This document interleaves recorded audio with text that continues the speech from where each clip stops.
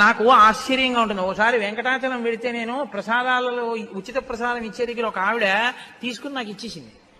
ఇచ్చేస్తే నేను అనుకున్నాను, ఏమమ్మా మీరు పులిహార తినరా ఏమన్నాను. అంటే కాదండి నేను ఇవాళ ఉపవాసం అంది. ఆవిడ ఉపవాసం అంట వెంకటేశ్వర స్వామి ప్రసాదమే తిందట. ఏం ఉపవాసం, దేనికి చేస్తున్నట్టు ఆ ఉపవాసం? ఉపవాసం ఈశ్వరానుగ్రహం కోసం. ఈశ్వరానుగ్రహమే ప్రసాదం. ప్రసాదమునకు ఈశ్వరానుగ్రహం ప్రసాద రూపంలో ఇస్తారు మీకు.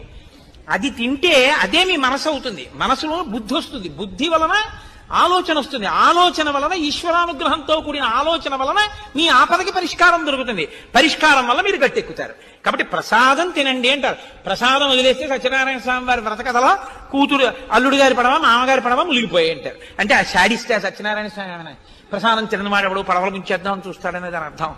అంటే ఈశ్వరానుగ్రహాన్ని వదిలేసుకుంది కాబట్టి పడవ మునిగిపోయింది.